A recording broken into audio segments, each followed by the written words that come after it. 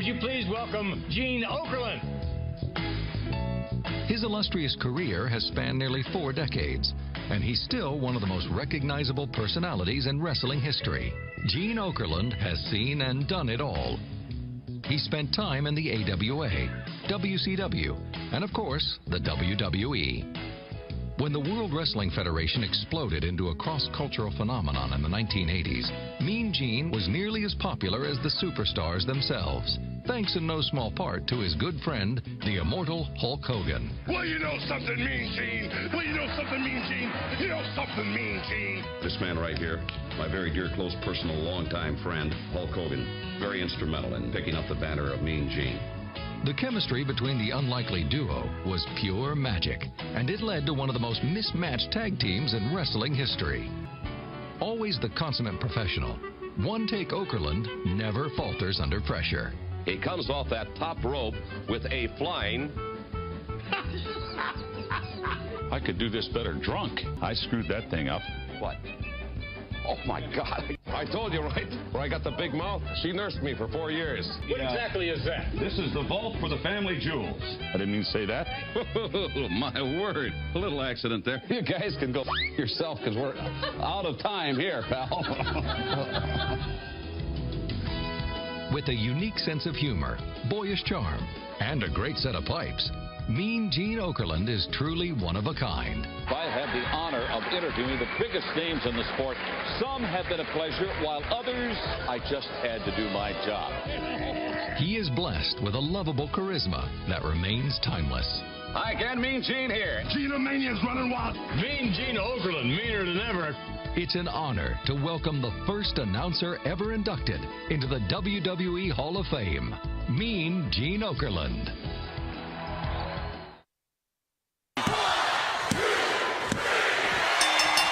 Ladies and gentlemen, my name is the beautiful Alicia Fox.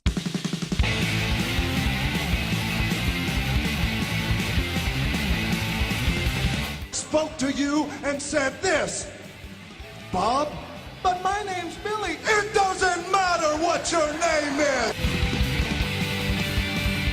Loaded up with alcohol, more specifically vodka, whiskey, beer, tequila, more beer, more vodka, more whiskey, and more beer.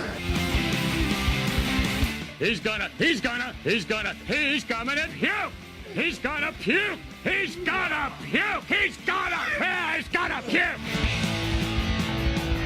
3 ain't enough now, I need 5. Welcome in Jim, Ryan, Matt, Tim, and intern Mark.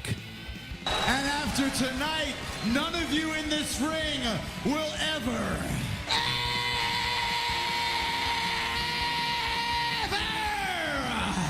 be the same again. Hello, everyone. Welcome to 3 Count Thursday, live here on our Facebook page. The first show here in 2019. I know, we're here. Everybody's back. The tree's gone. But we are back and we are live. We are the podcast of the millennium, and we're glad to be here with you. We have tons to talk about this week. We're going to be wrapping up 2018, looking ahead throughout the rest of 2019, and much more. But first, our show is brought to you by Alicia's Pillows and Things. Check out the Facebook page where you will find home decor, and you will not be able to resist at prices anybody can afford. There you'll find pillows and stools featuring your favorite sports teams, as well as sets with your kids' favorite cartoons or movie characters. You can get full body and neck pillows as well. Log on to ngscsports.com. That's our home network. We're glad to be a part of them. Find the Alicia's Pillows and Things tab on the homepage and place your order. Start 2019 right with some Alicia's Pillows and Things. Boys, how you doing this week? I haven't seen you since last year, Jim. Oh, it's been a long time. It's been a long time. Hey, there it is. You know, I've been well. Life is good. It is good. It's a real doozy of a 2nd of January, though. It's a doozy. Man, it's been a long year.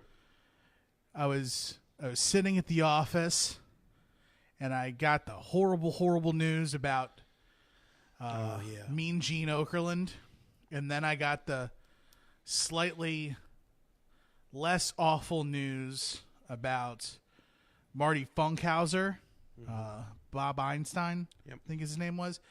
And then I got the best news ever, that Betty White wasn't the third person Yes, thank to God for round that. out the trifecta. It was The captain from Captain and Tennille. Weird thing, everyone was 76 years old. Wild. Yeah, that's nutty. That's a little crazy. Our new banner looks great. I'm not gonna lie. Yeah, man. I didn't think it would capture so great being sideways, but it works. It works great. It Tim. works. Like, It's hard to even look at you, Tim, and not see super attractive. As soon as you said there's no tree, I turned and I looked, and I'm like, oh, It's okay. Okay. She lights up the room. Our newest banner. And Thank of you, course, Taryn. behind us, the T-shirt We'll out of get my a- collection. The we'll get a closer look of it at the end of the night. yeah, the mean like Gene, being the Kiss fan that I am, and the fan of Gene Okerlund. It was only proper that I owned that shirt. Yes, so absolutely. again, our thoughts are with the countless friends and colleagues, and of course the family of Mean Gene Okerlund, who passed away yesterday at 76 years old. My manager came in and he's like, "Hey," this is maybe like 2 hours after, but he's like, "I heard Mean Gene died," and he like never watches wrestling. He's like, "Did you know that?" And I said, "Well, let me show you my Facebook feed," and it was just pictures of like people sharing the story and pictures of themselves with Mean Gene Okerlund. And he's like, "Oh, so you did hear about it?" I'm like, "Yeah, Yeah. I mean, I did. I worked next to my phone." It's not just like when something unfortunate like yesterday happens. Anytime there's like anything that is of news or note that has anything to do with wrestling, I'll get like Bling, you know, bling, bling. 10 messages and you know, a bunch of shares to my page like, "Hey, did you see this text message? Did you see?" I did. And I do appreciate it. Like it comes from a good spot. If you know, if there's one thing that like I am genuinely happy about, it's that I have people in my life that when they hear anything wrestling, they go, "I got to tell Jim. I got to make sure Jim hears it." Sure. So that it I say it like in joking, but it is something that I've always enjoyed. If you're following along with us in the live video, tonight's going to be a pretty interactive night. It will be because we're going to do our top 5 matches of 2018. We're doing it tonight. We're going to give our top moment, our biggest one top moment in 2018. We're also going to do a draft of the top superstars of 2018 who had the best year. We're also going to look ahead to maybe what may be some of our biggest surprises or predictions for this year, 2019. So make sure you're interactive, and we're going to kick this one off with kind of what Mean Gene meant for us, or if there's any particular like moment or moments from the career of Mean Gene over our lifetime. So if you want to be interactive with us in the comments, the live video, we'd appreciate that. Absolutely. Make sure you share the video so we can get more interactions with people on this one. I think for me, and as soon as I didn't check in with Matt or Mark, I don't know if either of them are calling in, or if they do, we'll make sure they get on here with us. But like I don't know if I necessarily have one moment or one promo or segment or anything that involves Gene Okerlund. But if you think about the wrestling when we were younger, like now you have Renee Young is no longer in the back, but you have numerous backstage interviewers and in-ring interviewers, and every so often they'll bring a celebrity on to do it, or Michael Cole will get up from the booth, or Jerry Lawler will get up from the table, or Renee Young. There's countless people, but I feel like growing up for me, being a WWF guy, was you had Mooney and you had Okerlund for a number of years, and obviously, Savage, Warrior, Hogan, as we heard in the clip that was pulled from his Hall of Fame induction at the top of the show. Like, let me tell you something, Mean Gene. Like it's more just kind of things that are just constant memories. I mean, he was always there, and it was that that timeless voice. You heard his voice, you knew it was Mean Gene. There was no debating that it was Mean Gene, and that carried through WCW. You need the countless Ric Flair going crazy, dropping knees and elbows on his suit jackets. Those are with Mean Gene. So it's just the Booker T promo. Yeah, there's almost like every great moment at particular points over my wrestling fandom. Mean Gene's there. The gimmick battle royal, which is still one of like. It was so bad. It was so bad, but it was also just awesome to hear Mean Gene on commentary again, even for something that was kitschy and whatever. So, for me, I think it's just he was this mainstay and this recognizable voice, and then Legends House, like one of the first things I watched on the network when it came out, I absolutely loved. So Mean Gene was just wrestling. I just tied him to wrestling, and that's what it was. Before you guys give your stuff, I'm gonna bring Matt into the call. Matt, how you doing, bud? I'm doing all right. Hope you guys had a good holiday. I did. Glad to be back and trying to get back to normal. Had a great Boxing Day. Oh, you did have a good Boxing Day. I was good worried about Boxing that. Day. Very rare that Ryan has a good Boxing Day. Yeah, that's true. Finally. So Ryan, Tim, Matt, whoever wants to kind of jump in here next, kind of just giving our thoughts, memories of Mean Gene. Yeah, Jim, I think you said it best. Like, I associate Mean Gene with wrestling. Like, it's simple. Really, that's what it goes down to. I mean, if you've ever grown up a wrestling fan with your brother or something, you've done like the fake interview segment, like with the balled up fist or with whatever you had in the moment, and somebody always said, "Well, I'll tell you something, Mean Gene." Like, that's just where you go to. Like, that's where my mind. The bottle of water. The bottle microphone. of water. I mean, literally anything. You grew up doing that, like. And that's a Mean Gene thing. It really, really is. He revolutionized, in my opinion, like that backstage segment. And we don't have that anymore, and that's a shame. I did it a little bit there in LCW, and like you hope to be a fifth as good as Mean Gene was, with anything like that. He's so good, so witty. I had read some things that he wasn't doing very well later in his life. I don't know if anybody is familiar with MCW. But the guy that runs MCW made a post about Mean Gene. He was just recently there. And Mean Gene was like, "Look, I'm a man of my word, and I'm going to come here, and the fans come first, and it's always been that way in my life." And if I can look it up, I'll try to pull it up real quick. But, it was a really, really good segment just to read about how awesome, even late in his life, Mean Gene was always about the fans and wanting to be a man of his word and fulfill his commitments. So. Yeah, Frank in the comments, just mentioning how you think about the number of iconic moments from Saturday nights and Monday nights and pay-per-views and all of that. Like that Mean Gene was in the middle of so many of those moments. So yeah, he's just kind of tied to wrestling. Tim, your thoughts? So I think this is, at least for us, I think this is the first wrestling death that impacts all of us equally. Yes. At least as the new 4 or 5 man collective. Yes, yeah. Because there's been some WCW deaths that hit me more than you, and some WWF deaths that hit you more than me. Correct. And this one, like everybody, there's like certain names that like everybody knew. Sure. Hogan, Piper, Flair to a certain degree. Like Randy Savage to a certain degree, but like everybody knows Mean Gene. Right. And like along the same line as Ryan, like my boss sent me an email and he was like, "Yo, Mean Gene," and sent me like a video and a link to like the passing. And you were unaware at that point. Oh, I was aware. Okay. Like I was aware, and I wasn't like, sure. Yeah, I had already had my cry out at my desk. To be completely honest and forthright, like as a person who is fortunate enough to have been and to continue to be on the call, and to be a part of this wacky world, whether it's doing commentary or it's doing an interview or doing ring announcing or anything, Gene Okerlund was one of those landmarks.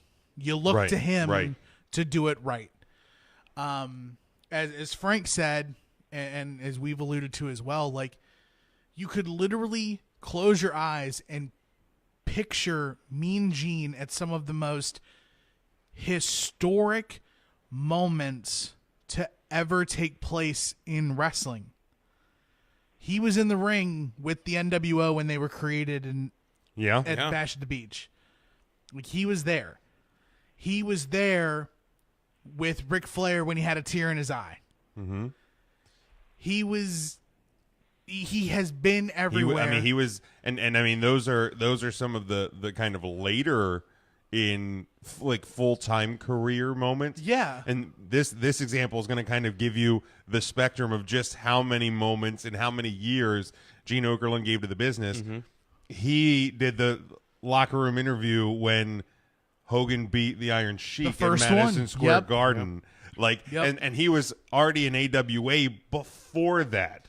Yeah. So, like, I mean, the number of generations that get connected to Mean Gene are that's what's really great. I mean, you can go back, like, he did that Confidential show that was before the network. Which was awesome. I loved Confidential. Yeah, absolutely. You know, like you said, Legends House could have introduced him to a whole new level. I love generation of I fans. guarantee you this weekend, it may not be the whole series, but I'm going to watch some Legends House this weekend. Yeah. And Charlie, you know, he apologizes for it, but there's nothing to apologize for it. As campy or as hoaxy or as cringy as that WCW hotline was, I bet you every single one of us, if asked, what's the number to the WCW hotline? I couldn't tell you the number. 1-900-909-9900. There Kids, it is. There we go. Get your permission before calling. Like, there it is. That is. But Mean Gene did the same thing with sidebar off of that hotline though. Do you guys remember like and I don't know if growing up in Virginia you had it, but they had like the like little like electricity. Yes, we had that. No, they had the phone numbers like in the local TV guide that you could call like for like sports news or wrestling news or whatever. Do you remember those? Uh-huh. Okay. Wow. Yeah, I remember those. They would give you like one piece of news, and they're like, "Get your parents' permission." And I think my cousins and I ran up my grandma's phone bill so many times. But Tim, back to you. I apologize. No, it's good. But it just this one like really sucks. I know that Mean Gene, it's been joked about a ton on for those who listen to What Happened When. With Tony Schiavone and the Tim Taylor doppelganger Conrad Thompson. But just hey, it's Tim Taylor. Hey, everybody, chat me up about Mean Gene. But hearing Tony rib into Mean Gene and all that stuff, from all accounts, Mean Gene was a good spirited guy and could take a joke and roll with it, and everything. Like, I don't think anyone could say a parse word about him except he might have liked booze a lot. Well, there was like, that's about it. I saw Frank posted a story how him and his wife, and if I get parts of this wrong, I apologize, but we're at meet and greets with Mean Gene on back-to-back days, and I guess either he or his wife asked, you know, if there's anything that he wanted the next day, and he said like a couple of mini bottles of Kettle One, and they were debating whether or not he was being serious about it. So they said, screw it. They brought him mini bottles of Kettle One, and he posted a picture on his Facebook with Mean Gene and the two bottles, and he said he had a pretty good laugh about it and whatever. So if you ever have the opportunity with any superstar and you know, if you're going to see them in rapid succession to each other, you know, maybe do something like that, and it'll be a cool little story. But so real quick, I found the post from Dan McDevitt from MCW. Sure, and then Matt he had will said go to that Mean Gene was in a wheelchair, and they had to kind of move him around, and he really didn't want to be seen in a wheelchair. And he had said that, you know, Mr. Okerlund, you should not come. I didn't realize you were in this condition. And Okerlund responded, "I've always been a man of my word. and I have no intentions of letting bad health stop me from being a man of my word. And besides that, the fans came to see me, and I want to meet them. Wow. Like knowing the health conditions. And then he went backstage and did a few promos.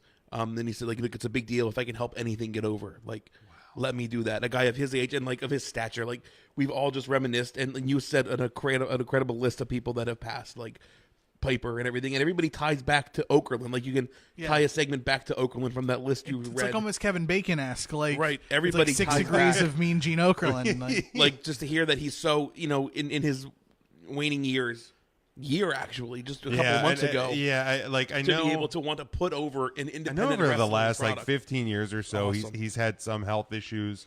I think had some kidney problems and various other things. But I mean, every time that camera light went on, he was a true pro. Like, I mean, he was doing stuff with the Edge and Christian show, and he was just there. just recent last episode. Yes, and the Raw 25, he was there.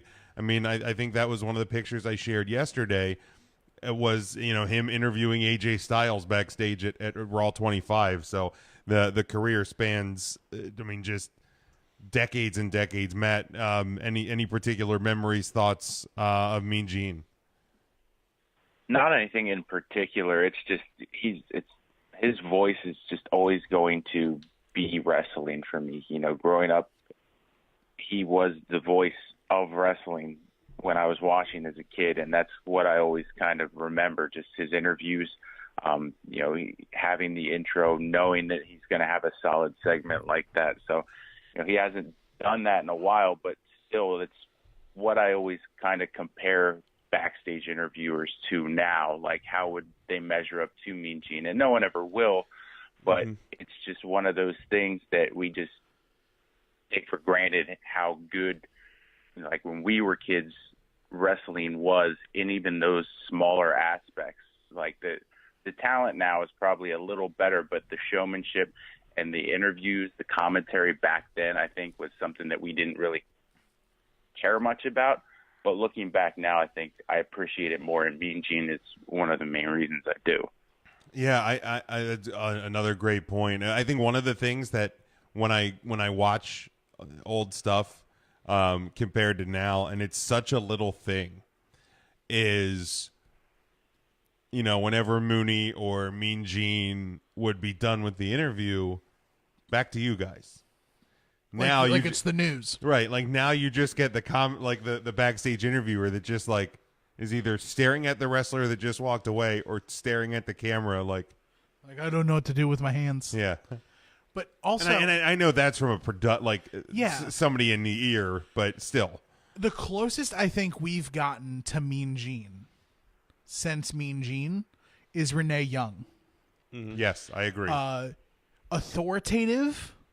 An interviewer. A lot of times, what made Mean Gene so great is he would ask a question and then ask a follow-up. He didn't just ask, let this guy get the promo off. Like, no, you better have a reason to say whatever it is you're saying. Like, have a backup. And don't wait. Like, he made sure that every person that he interviewed got every piece of meat off of that bone. Well, and I think one of the ones that just right now jumps out in my head is the post-match interview with Bobby the Brain Heenan and Mr. Perfect after losing to the Texas Tornado at SummerSlam 90. Like, Perfect's got the lump on his head and he used a closed fist and this and that, and and Heenan and Okerlund.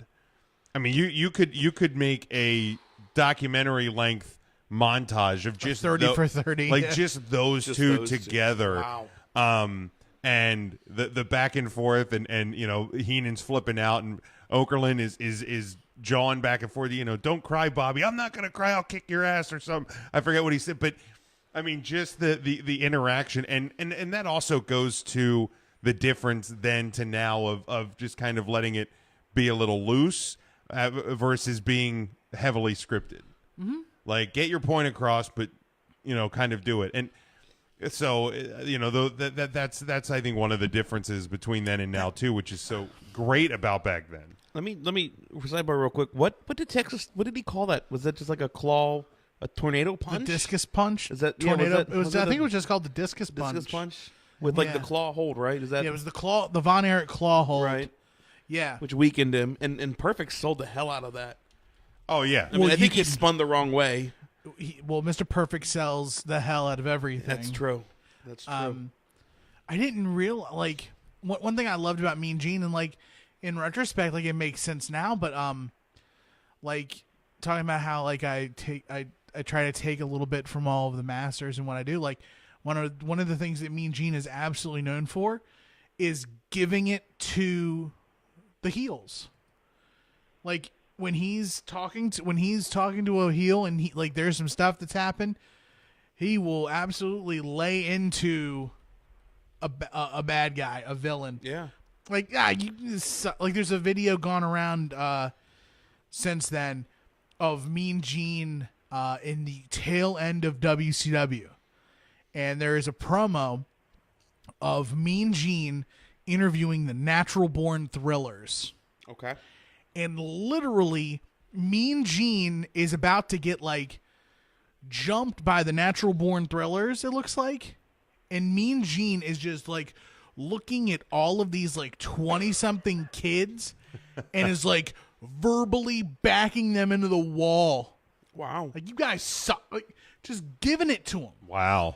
You little punk. And just kind of like Clint Eastwood in Gran Torino. Okay, just gotcha. You punk. Without the racism. Without the racism. But the same kind of mindset of just you kids ain't worth nothing. You're not Scotty even joined us. What's up, Scott? Scotty. And Scotty says when Mean Gene and Hogan were the tag team. Yeah. That was great. It was just an Iron Claw and Tornado Punch. Okay. Yeah. Okay. I looked it up. Weird. I don't know. Just the sell. That's always a great sell with that. Yeah, and Frank says as well how he gave the fans his best, and it kind of goes to the post there from Dan McDevitt at all the meet and greets. Genuine, friendly, funny. Really bummed out that I never had the chance to meet him. Yeah. It's any time one of these legends that we've grown up with and loved that we unfortunately have not had the opportunity to meet and thank is a shame. Where did Holy Balls come from? Because he said that, right? Was that well, I know he said it on Legends House, but I don't know if he said it ever on a call or something. before. I don't think he did. Okay. I just have, for some reason, I always think Holy Balls. Because that's from Legends House. That was heavily used in the promotion of that. Maybe that's okay. Yeah, and it might have been from somewhere else.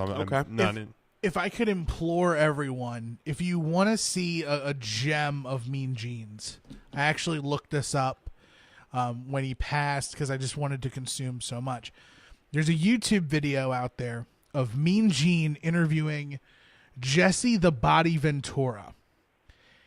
Jesse Ventura is looking for a new tag team partner, and he announces his tag team partner is Mr. Saito. Okay. And Mr. Saito is going to prove his worth by breaking a board. So they're cutting this promo, and they're trying to... Mr. Saito is going to break this board.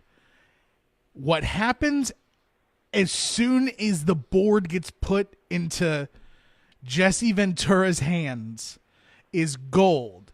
And just watch Mean Gene throughout the duration of the promo.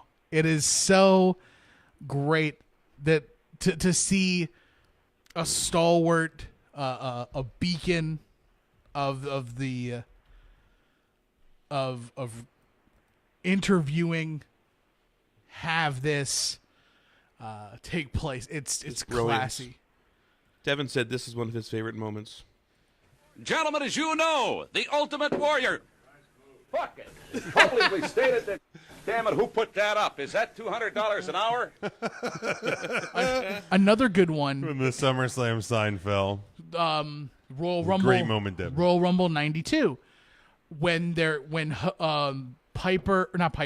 when Flair, Heenan, and Perfect come back to the back, Perfect is literally, Gene Okerlund looks at a guy off camera and goes, "Hey, put that cigarette out."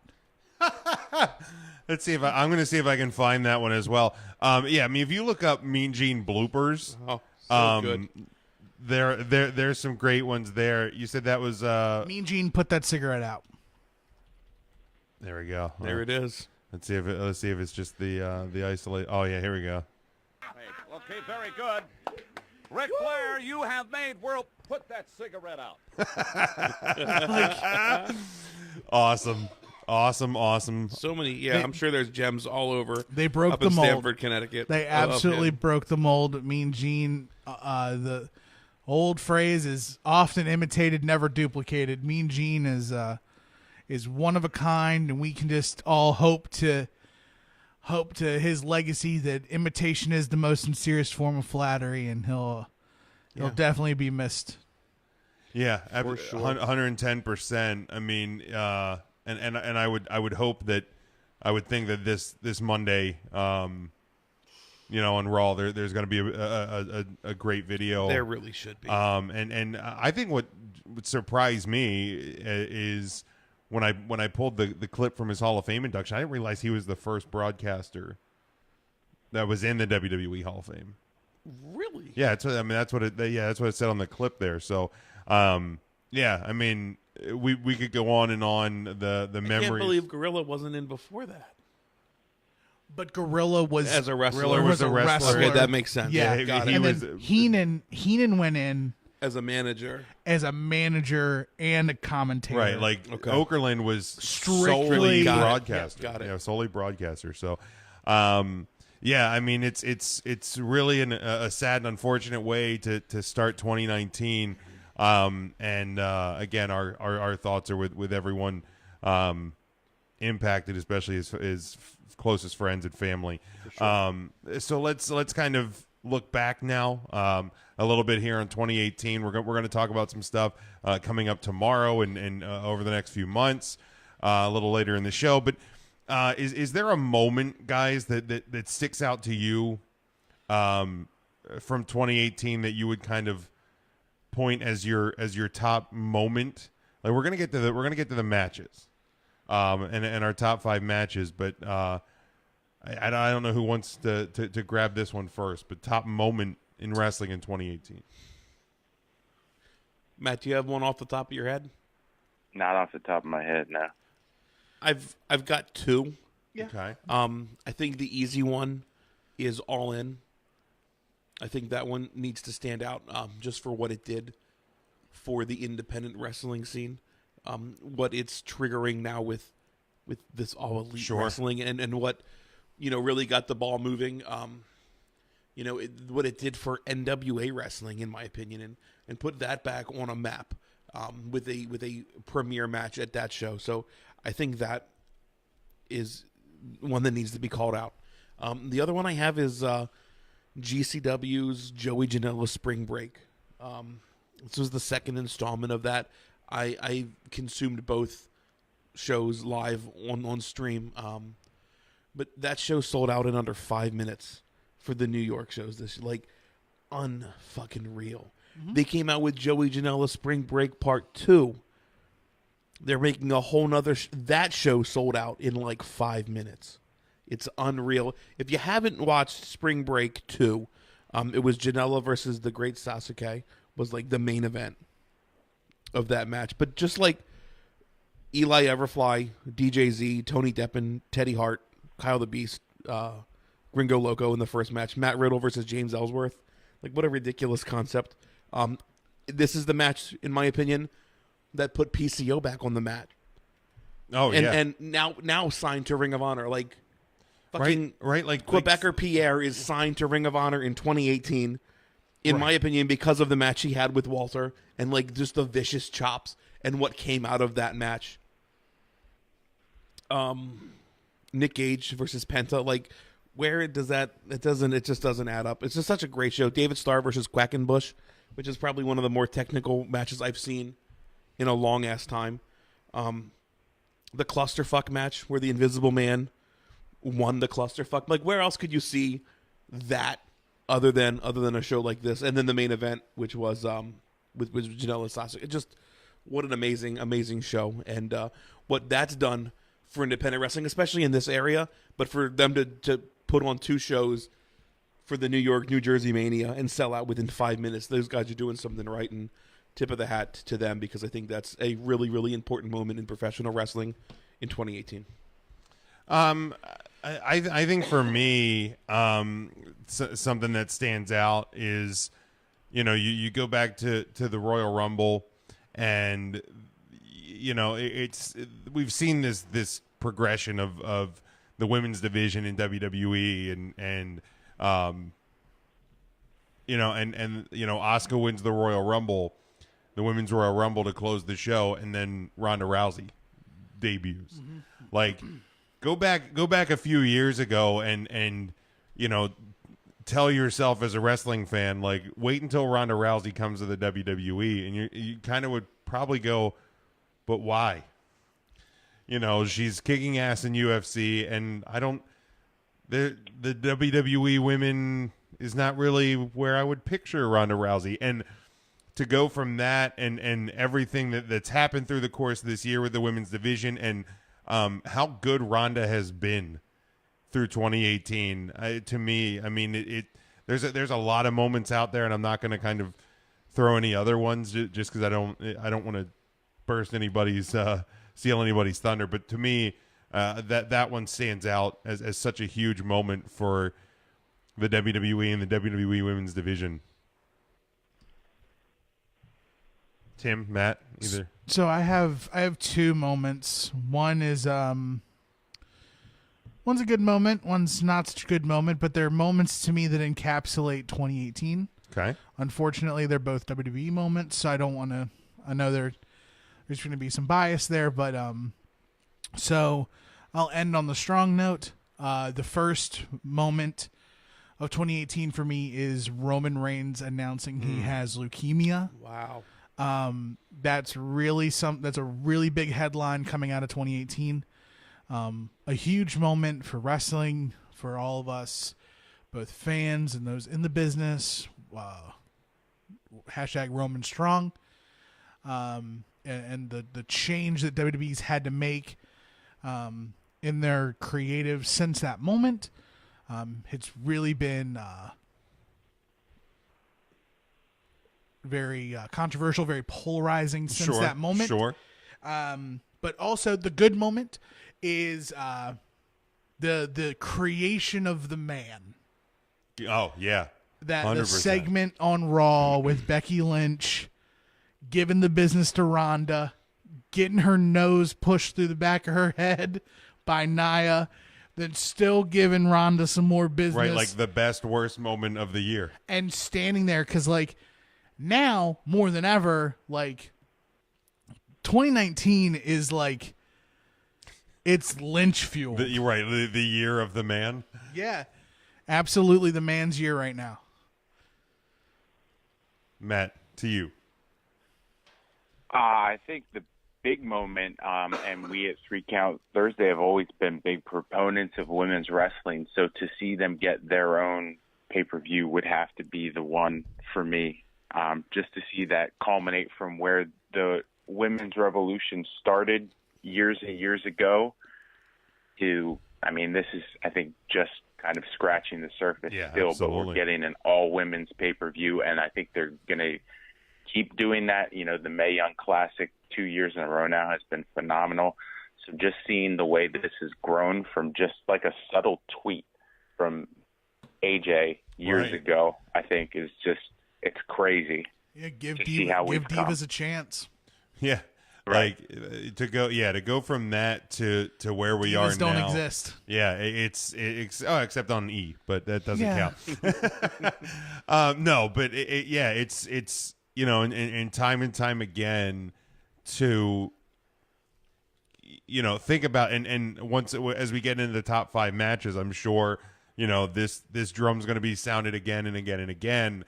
And I'd be willing to bet that at least There's going to be at least one match that is on all four of ours, and it's probably going to be near the top. Is my guess. But yeah, it's been an incredible year, for the women and over the last couple of years, and I don't see it slowing down.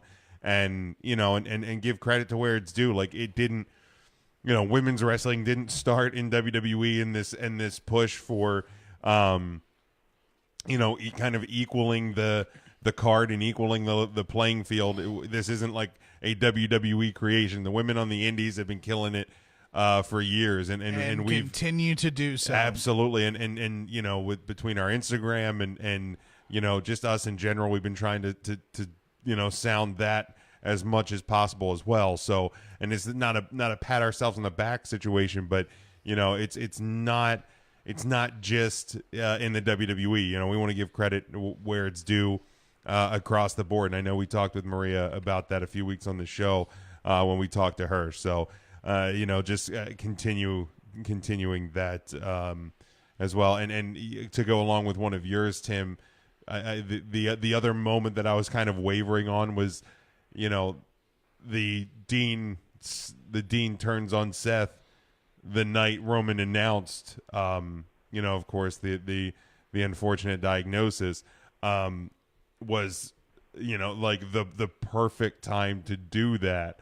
And it had such an impact. I mean, unfortunately, the feud and the match that kind of capped that off left some to be desired, but the turn itself was as perfect as could be. Mm-hmm. So let's go ahead and let's jump into the and Devin said that the Women's Royal Rumble was his top moment. So again, like and share the video if you're watching along with us live. Interact with us. We'd appreciate that throughout the night as we go through some of these things. Kind of an interactive show. Before we get into that, can I just PSA? Real quick. It's just something that's bothered me, and it's been in the news the last day and a half, sure. whatever. Can we stop invading other fucking people's privacy and stop with this shit? Seriously, like, yes. It's fucking getting old, and it's ridiculous. Like, private things are for private things and for like private eyes. Let's not be assholes in 2019 and like take them and fucking broadcast them so other people can see. Well, them. like, here's the thing too, like. And when that unfortunate thing or those unfortunate things happen and those sickening things happen, can we also not stop saying, well, if they didn't have those pictures on their phone, no, stop it. Right. Stop it. Like, so. Like, there's a reason I don't hack into your phone. Well, that's true. But like by that logic of, well, they shouldn't have had that stuff on their phone. That's the same thing as saying, if a guy breaks into my house and steals my TV, I shouldn't have had a nice TV. Correct. No, the person that breaks into somebody's personal property is always the person that's wrong. Always the person that's wrong. Thank you. And the person that has their privacy infringed on is always a victim. So, yeah, just fucking stop. Just stop. I don't know if it's going to reach anybody, but Tony, we got your back. Yeah, 110%. Like, and this obviously is unfortunately not the first time this has happened, but the outpouring of support for Tony has been spectacular. I love seeing people like posting pictures of her winning championships and saying these are the pictures that should be across the internet and social media. So I appreciate you doing that, Ryan, without a doubt. So let's go to him. Top 5 matches of 2018. How many honorable mentions do you guys have? Shit, I don't have a single one. I've got 5. God damn, 5 honorable mentions. Okay. I'm just gonna run. I'm gonna run through them at the end. I have. Well, I have 2 honorable mentions and one just kind of a broad, but I wasn't gonna like hit on them hard. Almas Gargano from NXT TakeOver Philly. Daniel Bryan, That's AJ. one of mine. Daniel and AJ from TLC was spectacular, and also there was a lot of great tag team matches featuring. Can we save our honorable mentions for the end? Okay, because you've already said one of my top 5. Oh well, I mean, look, between 4 of us, there's going to be a lot of repeaters here. Yeah. And my let's let the list speak. Okay. Well, my third is not really a single match. There was a lot of great tag team matches featuring the New Day and the Usos and the Bludgeon Brothers and any combination of the three of those. In a world, especially a WWE world where tag team wrestling can often be forgotten, those guys were, and it wasn't, and even the bar. There was a lot of great tag team matches, even on like SmackDown. Mm-hmm. So, kudos. What is that supposed to mean? Well, even on SmackDown. Well, I mean, what I mean is like a lot of times our best matches are from pay-per-view shows, right. Like but there is still a reason to watch the weekly shows. Yep. I guess is the point. So my number 5, and it may be higher on some of your guys' lists, is. Oh God, I'm in a watch party somehow. Son of a bitch. A what? Facebook. I don't know how it happened. A Facebook watch party. I'm out. Jesus. I got don't even know. around. I'm not even entirely sure I know what that means. Bird Box. Have anybody watched it yet? I'm just curious. I have not. I'll probably watch it this weekend just to see what the whole buzz is about. That's fair. Let's ask our movie. You have. How is it good? If you've seen A Quiet Place, you've seen it. You've seen Bird Box. Like that of speaking. So. Okay, that's all I needed to know. Thank you. All right. So my number 5, it may be higher on some people's lists, is Omega defeating Okada 2-1 in the no time limit 2 out of 3 falls match for the IWGP Heavyweight title from Dominion back in June. That went over an hour and 4 minutes. 64-minute man. Yeah, I mean, anytime you have an hour-long match and you can keep people invested and be two superstars that I can say, yeah, those guys should have went an hour long. Because I think one time on, was it Raw or SmackDown, like Angle and Brock did an Iron Man match. And you even had commercial breaks, and I was like, probably shouldn't have done that. If you can go an hour long and you can keep me invested and I can appreciate it, like that's a good thing. Especially in 2018 when people have the attention span of a tick. Sure, like an hour-long match is fantastic. So that's my number 5. My number 5 match is the NWA Championship title match from All In, Cody versus Nick Aldis. A solid match. I don't think it was anything awful with the match, but just what it did for the NWA Championship and the NWA brand, and Cody Rhodes and Nick and Billy Corgan. I think everybody really came away a winner from that match. And I mean, even from the pomp and circumstance of the entrances with like the teams and everything, it was an awesome presentation. So love that match. Number 5, Cody Nick Aldis from All In.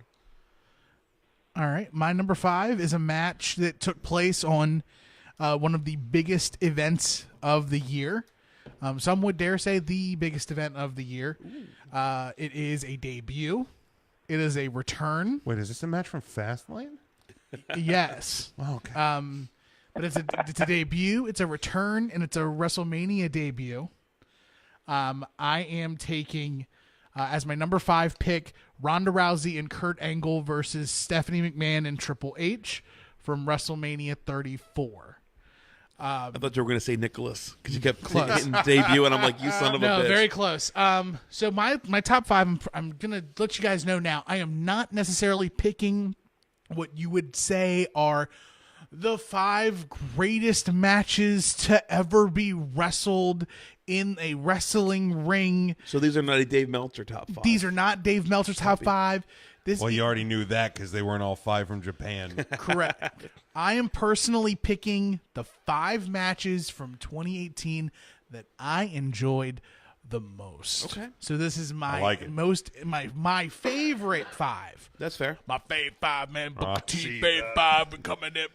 I thought we changed the locks. Holy balls.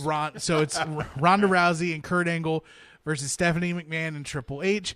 The match exceeded expectations. I loved it wholeheartedly. People thought Kurt Angle couldn't go anymore. He carried his end.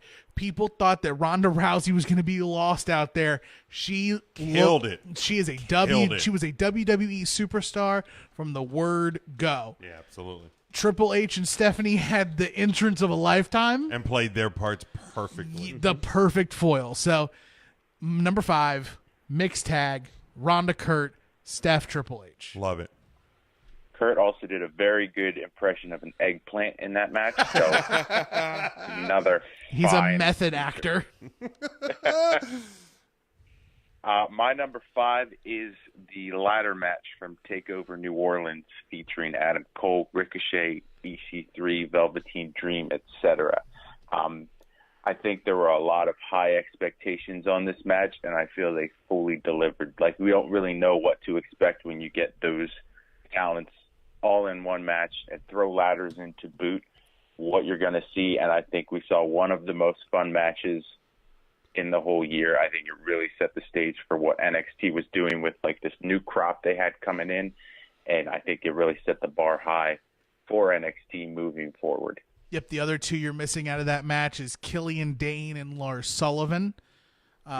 They absolutely destroyed that ladder match. It was absolutely fantastic. Yeah. Spoiler alert. You'll hear that match right now as my number 4. Yeah. I mean, everything you said, Matt. I mean, and even too. Not that it necessarily had an impact on the match itself, like the in-ring action, but you know, the look of that championship belt is phenomenal. Like the minute that thing was unveiled, I was like, oh, I like phenomenal. Yeah. It's definitely one that at some point I hope to purchase. So, you know, just that I think what a mark. Yeah, but I'm not going to take it to shows, especially now that people want to. I do love like that's like a thing now that everybody's like, because I think it was like that changed my mind thing is you know, make It's people a hot defend topic. them. I always said I'm gonna walk out of one of these indie shows with a belt. I love sitting commentating when a wrestler shoves or a fan shoves it in a wrestler's face. I love pointing that out, especially if the camera catches that interaction with the champion. Sometimes it's the WWE Universal Champion Tupperware guy, shoving it in the face of somebody else. So it's always a cool moment for me as a commentator. But yeah, that's my number 4 match. It was so good and kicked that event off just incredibly. So good, and I feel like you'll hear that later on my list as well. Number 4. You know what? Fuck it. Let's put it there at number 4 on my list. The North American Championship match just hit on all cylinders. What a way to start it. It just wow. Great match. Yeah, I'm fine putting that at number 4. All right, there you go. There it is. I will be a contrarian. That match did not make my list. Really? That's okay. It's not even an honorable mention. It was great, but not everything can be favorites. Okay. Well, right, and again, you attack this list a little bit differently. Correct. My number 4 is from a takeover. It is a breakout match for two superstars in NXT who have slingshot their way to greater heights. I am speaking specifically of NXT TakeOver Philly, the NXT Championship match, Andrade Cien Almas versus Johnny Gargano. Holy crap. Yeah. I didn't know Cien had it in him. Nope. I knew Gargano did, but nobody had really pulled it out of him at this point. And this was really the starting point for Johnny Wrestling and Johnny Takeover. This match, I think it went like 30, 40 minutes. I didn't write down the time on this. I wrote down the time on my actual top 5. But it was a banger. And I remember I just vividly remember that match. I was hooked with every exchange, just the tit for tat. That was Philly, right? That was NXT TakeOver Philly. Yeah, I mean the reason I had this one and it was really hard to not actually crack this one into the top 5 because that show was the night that we did the commentary down in Delaware. Mm-hmm. So it was, it was a drive down, set up, do the show, eat dinner, go back and start TakeOver. I mean, by the time this match came on, it was fight to stay awake territory. I'm sure I was asleep. Yeah, I think I was the only one still awake at that point. And I mean, this match, and I was probably starting to doze off when this match started, and I pretty much came alive again, and it was like, well, shit, now I'm not going to be able to sleep. But 32-19. Yep. Yeah, it was 32 minutes. Fantastic match. Huge. So Matt, now I think to your number 4. My number 4, and this is probably higher than it should be, and that's my bias because I saw it live. I've talked about this event that I went to with my wife down in Joppa, Maryland. This was Evolve 112, the WWN Championship match. Joey Janela, the champion, defending against AR Fox and the Skulk. Just a super fun match. We've seen these guys live plenty of times. Fox with Legacy, PWE, Janela with the CZW crowd. I had never actually seen them face each other, so I was really jacked about this, and they did not disappoint. I mean, the highlight of that show was probably Velveteen Dream versus Austin Theory, but, I mean, just watching the Skulk get involved, Penelope getting involved, anytime Penelope Ford's in a wrestling ring, great stuff. Yeah. So if you haven't watched Evolution 112, I highly recommend it, but if for nothing else, this match in particular, it's one of the reasons, going to that event, watching this match, I remembered, this is why I make the drives to go to these shows for stuff like this. Yeah, absolutely. I mean, just those 2 matches alone, I don't know what you paid for the ticket, but it was worth it. Just if you literally paid for the ticket, so just those 2 matches and nothing else, that was worth it. All right, let's move to number 3. For me, it's the triple threat TLC match for the SmackDown Women's Championship from TLC back in December. Asuka defeating Becky and Charlotte. I mean, just watching that, it's hard to top some of the, Edge and Christian, Dudley Boys, Hardy Boys, TLC stuff. But this match and tag versus singles is also a little bit of a different beast. But this match was as close to perfect as you can get with 3 people and as gimmicked as possible with the TLC stuff. I mean, I know there wasn't stairs involved, but yeah, I mean, it was awesome. I was sitting there watching. I'm not acknowledging that horrible joke. Was it Kane versus Big Show in a stairs match? Big Show versus Eric freaking Rowan. Eric Rowan. That's right. They set the bar so high with stairs that you just can't use that anymore in a match. Never top it. I'm just sitting there watching that going, I don't know where this is going to end up on my list, but this is on my list. I just knew that it was supplanting something. My number 3 is the only one that I have outside of the WWE NXT umbrella this year, which is a big difference actually to what it was last year. I feel like last year I was definitely much more outside. You took a different approach to it last year, and no, I don't know if I did. I feel like they were just the best matches that I saw. Really, was what it came down to. And I know the Janela match showed up on my list last year, just because it was stupid fun. But I have Jericho Omega from Wrestle Kingdom 12. I mean, you also had Aldis and Cody. And I also had Aldis and Cody. So this is the second match outside of the WWE umbrella, I should say.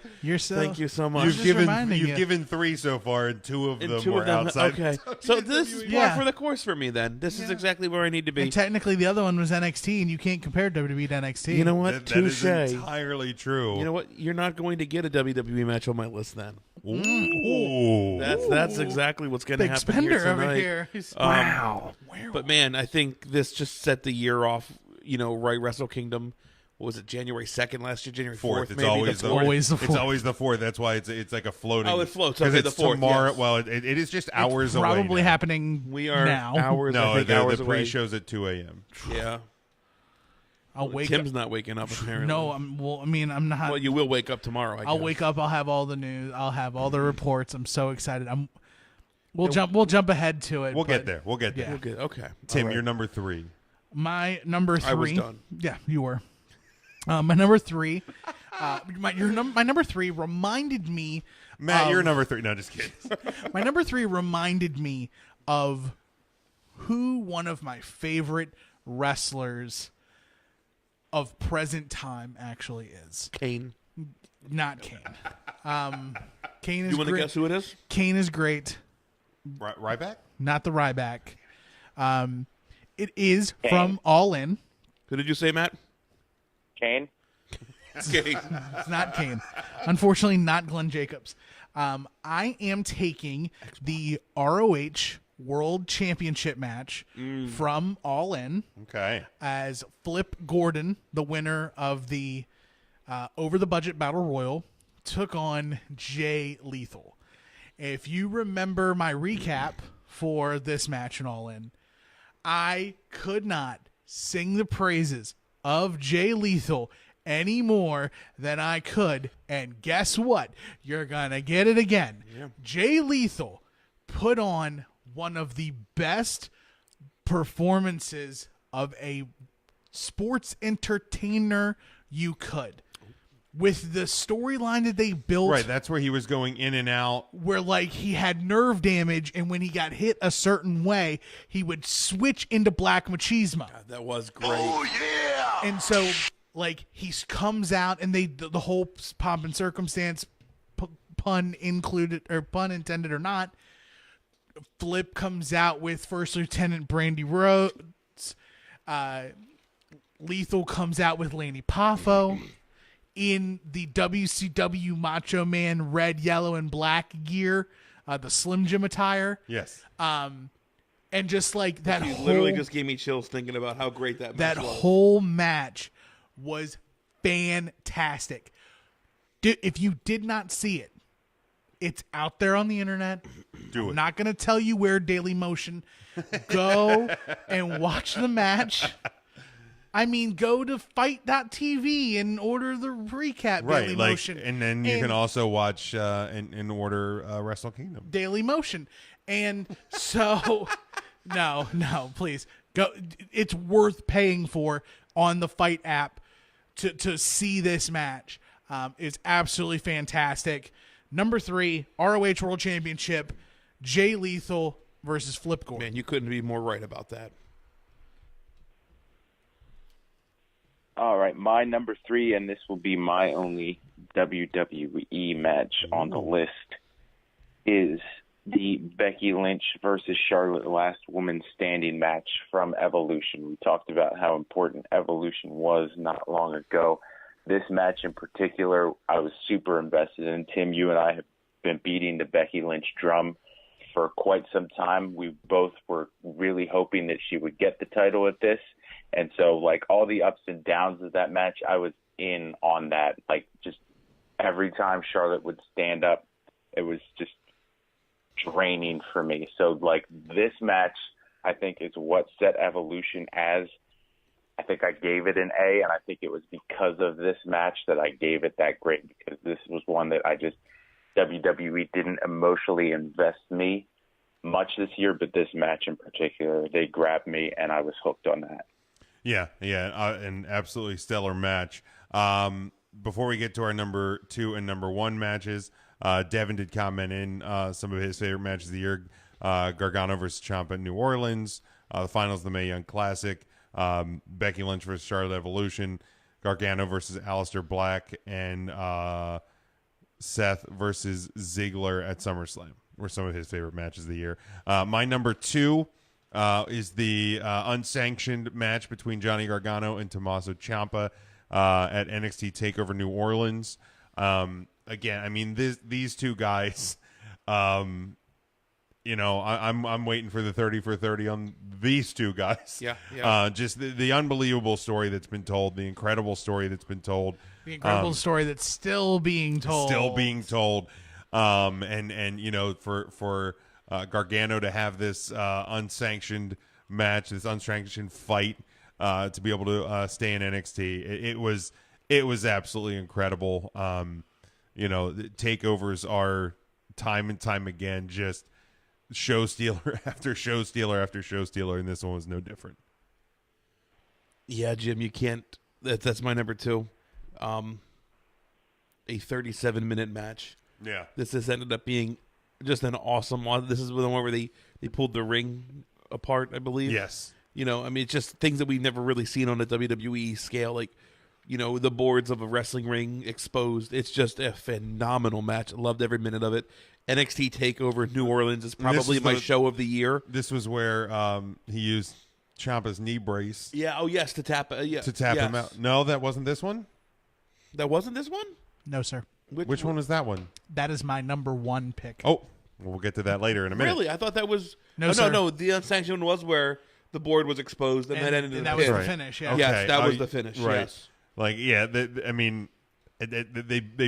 bleed together, but for all great reasons. They all bleed. Yeah, they all do bleed together. Was Chicago the other one? No, we'll talk about it. Okay, we'll talk about that. Okay, one. you're Right, so that was number 2. Tim, you're number 2. My number 2 is a match that literally we waited over a year for. Liberally a year. Liberated us.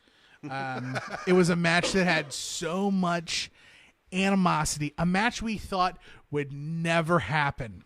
Can I guess this one? Yes. Grand Metalik versus Lindsay Dorado in 205 Live. Very close. Very Triple close. H and Shawn Michaels versus The Undertaker and Kane at the Saudi show. Very close again. Damn. Matt, you want to take a swing at it? Kurt Angle and Ronda Rousey versus Triple H and Stephanie McMahon. Close. That's if you take a 5. If you take the number 2 and you flip it around, it's a 5. Yeah, he was close. Yeah, he was in the right area. My number 2 is Daniel Bryan versus The Miz at SummerSlam. Love it. Man, was I just biting on everything? Like, I know, that's why we're all fat. But I bit everything harder. He ate a fucking king-size caramello during the podcast. So, and we ate a king-size it was a strawberry Kit Kat during the pre-show, post-show. You can get our $2 live subscribe review. to it. You can, please. Patreon.com/3CountThursday. Yep. 3countthursday.com is not free. Literally $2. Liberally $2. Liberally $2. Subliminal messaging. $2. Red leather gloves. But the match was absolutely phenomenal. Maurice's part in the match was awesome. The build up to the match. I love Maurice's with Monroe Sky, the fake baby Monroe Sky in the ring, and getting thrown up in the air or thrown at Daniel Bryan for the build up. Yeah, perfect match. Most enjoyable of 2018, or second most enjoyable for me of 2018. We're getting there. Daniel Bryan and The Miz for SummerSlam 2018. Matt, you're number 2. My number 2, we talked about how big All In was, so I had to have at least one match from All In. For me, my favorite match was Omega versus Penta El Zero. Pentagon Jr. has always been one of my favorites. So I had to put that one on. Just loved everything about that match, the story they told. Both guys just, I think, gave it all. And I think that's what made me enjoy that one more than some of the others. I think overall the event was great, but this one stood out to me as just the most fun I had watching that event. And then Jericho made the appearance post-match, right? Yep. On that one? Yeah. I'll jump you because I've already kind of given away my number 1. He's going to jump me. So my number 1 pick is what I feel is the strongest of all of the Gargano Ciampa matches. Devin mentioned it in his list. It is Johnny Gargano versus Tommaso Ciampa in the unsanctioned match at TakeOver New Orleans. Nice. The match. What did you say? The match that you were talking about is the last man standing match they had. Okay, with the knee brace. The knee brace is the unsanctioned match. That's what I said because that was my number 2. But you were talking about the boards match. Ryan talked about the boards. I thought you were talking about the boards. So we're talking. Oh yeah, no, I was. Are we talking about the unsanctioned match, or are we talking the last man standing? No, I'm talking unsanctioned at Gargano, Ciampa, Takeover New Orleans then was yes. 37 minutes. Okay. So we all actually said the same match. Yeah, so the boards were not part of it. That was the knee brace. Yes. Okay. You dumbass. Yeah. Fuck. They were both really fun matches. Yeah. Yes. So, to me, this was a phenomenal match. It was, I believe this was Ciampa's first match, or no.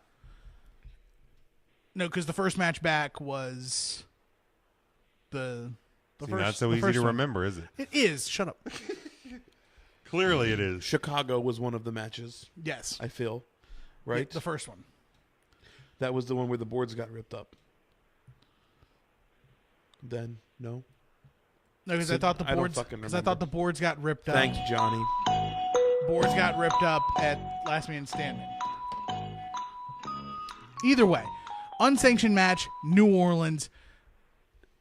Greatest story ever told in 2018. Ciampa Gargano. I think this was the best of all the matches before things started getting, to me, a little jump to sharkish. Agreed. Perfect match. 5 stars. Meltzer said it was 5 stars. It had been 8 stars in the Tokyo Dome. Best match of the year. For me, Ciampa Gargano Takeover New Orleans. Maybe unsanctioned, maybe ripped up boards. I don't know. So the ripped up boards, I believe, was Brooklyn 4. Okay. And that was the last man standing match that had the power bomb. Yes. I think to the concrete, they brawled up. They ended up pulling the boards up. Okay. That was Takeover 4 in Brooklyn. Which would have been Brooklyn 4. months after the unsanctioned with the knee brace. Yes. Because the unsanctioned is what got Gargano back in NXT. Correct. Yes. Okay. Yes. Gotcha. All right. Now we move on. My number one, Matt, you gave a couple of minutes ago, was the Becky versus Charlotte for the last man standing at Evolution. I mean, for everything you said, I don't need to repeat a lot of the points. I mean, for the event itself, spectacular. The match, incredible. Had me hanging on every single moment of that match, and they absolutely killed it. So, yeah, that's my number one easily. Jim, that's a great choice.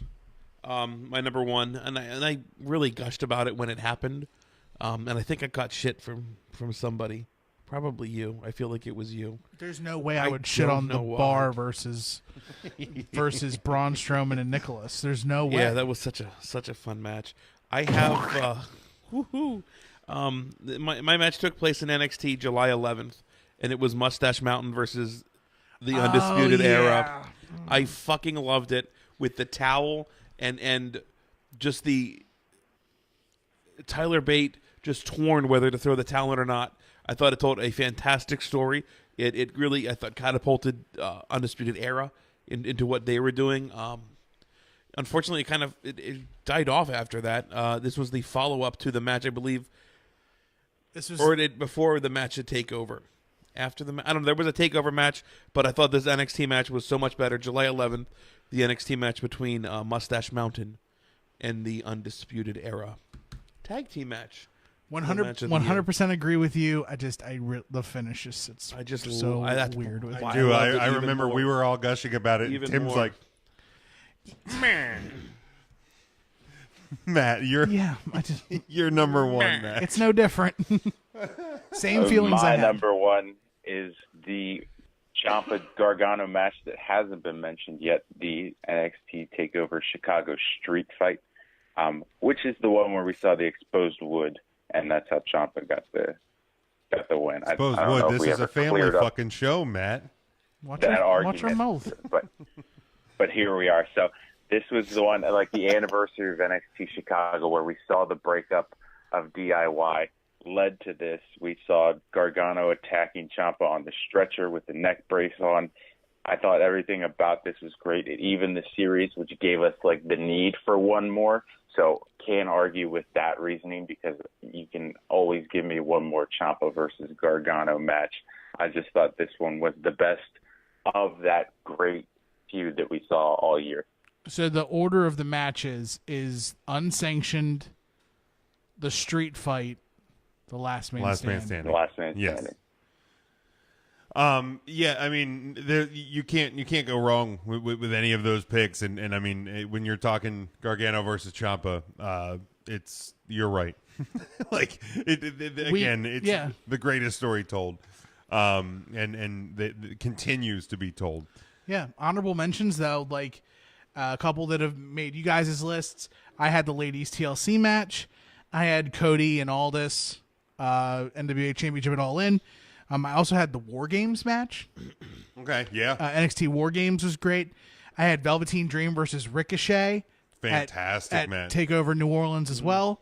And I also had the Raw Gauntlet match that Seth went an hour and 4 minutes. God, yes. And beat Cena and Roman back to back. It's a mid-February 2018 watch. It's absolutely on the network by now. Yes, but I think it just got put there, but yeah. Yeah, but maybe next week. Yeah, check that out. If you missed it, Seth just happened so long ago. John Cena had short hair for it, so John Cena wasn't getting crushed by Becky Lynch, right? Man, and John Cena hadn't broken up with Nikki Bella yet, so it was a long time ago. It was a long time ago. Long time ago. Long time ago. All right, let's. By the way, the movie Blockers sucked. Did it? Fucking sucked. That's a bummer. I mean, I don't know. Okay. I mean, Ryan, your favorite movie is Not Another Teen Movie. I think your standard for films is kind of significantly better, significantly funnier than Blockers. Blockers is like every rip-off teen movie I've ever seen. Which is just not another teen movie. It should. None other teen movie is significantly better. Oh man, I will have to watch it. I think I actually have it on my DVR, so I'll check it out. I mean, it's not a great movie, but it's not. Just remember, it comes highly recommended from Matt. I wouldn't highly recommend it, but it's worth a watch. It doesn't suck. Better than that Shawn Michaels movie or not? I, to this day, haven't seen it. So. Resurrection of Gavin Stone. We need to do watch along. Yeah, like a watch along of the Resurrection of Gavin Stone. Yeah, that's something. Yes, sir. Oh, let's talk about him. Let's go. I was Ryan, waiting. Pop the cork on this one. There we go. Okay, so the next on our run sheet is talking about All Elite Wrestling being this is perfect timing being for this. Officially announced. And I've never met Mr. Lavelle. I couldn't pick him out in a lineup. I don't think he's an Adam I would trust. No, okay, that's fair. That's fair. It's 2019, sir, and if you know him, you can clip this and you can mail it to him. That's absolutely fine. You can send it by snail mail. You can email it to him. You can put it on his Twitter. Tag him right here in the comments. You can put of the live video. You can put it on his other Twitter account that you can find. That's fine too. If however you want to do it. If you want to deliver to him by a forklift, or if you want to send it to him via insured mail, I don't care how you do it. Insured mail. Yep. It's 2019. One, take some advice from Disney films. If you ain't got nothing nice to say, don't say anything at all. But I'm sick of having to hear, or not having to hear, but I just get sick of, you're just a sore joke at this point. Sour grapes is your favorite drink. All of your wine is spoiled, sir. Not even Jesus could fix the miracle of your wine. It's all sour. No one cares that you think that all Elite Wrestling is going to suck. If you don't like it, don't fucking watch it. Yes, because I know, to quote Joey Styles, I know you've already bought the Barely Legal t-shirt. I know you already bought the Barely Legal hat. So there, by you telling us that stuff sucks, it means you watched it. If you don't like it, don't watch it. And if you don't think it's going to do well, then just be gone with it. As a great meme of 2018 said, be gone, thought, get out of here. Okay? What was the exact post? Can somebody tell me? That was so far back. Oh my God, that is what so Mr. far. What Mr. Lavelle said? I'm going to find it because this is worth it because it really got me fired up. I think he's unfollowed me everywhere. Here it is. Oh, he found it. He found it. Liberally, in a 11-hour span, Mr. Lavelle wrote 3 different posts. 1, All Elite Wrestling is official. First show to be called Double or Nothing. Sounds like a positive comment. Right. It's as if a journalist or self-proclaimed one Is at this that on Twitter. This is on Facebook. A self-proclaimed journalist would be reporting the news. Yes, I mean, he would also have gotten the actual grammar of the name of the event correct. Double or Nothing, the N in nothing is capitalized. However, also, his next post, 9 hours later, AEW is going to suck.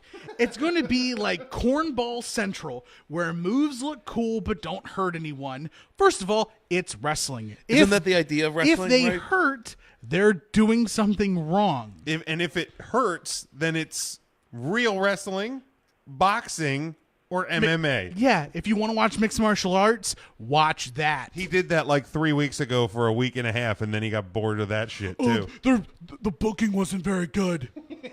I didn't like the storyline they were telling. People get flipped by a penis. Joey Ryan is not officially signed by AEW, so you don't know that. Famous dick wrestler Joey Ryan. And shot with invisible bullets.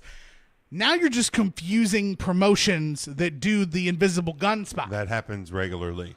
Well, no, there was a show with Joey Ryan and Dick Justice on it. Mm-hmm. So like that's all wrestling. That's a right Dick. now. That's a Dick Justice spot. Correct. Okay. See, but he heard Joey Ryan and thought Dick, got excited, thought Dick Justice, thought bullets, came in his pants, and then something else happened, and then thought Joey Ryan and Dick wrestling, and he got really confused. It happens. And then he offended me. He doesn't watch wrestling, so he wouldn't. But then he offends me. Oh no! Here we go.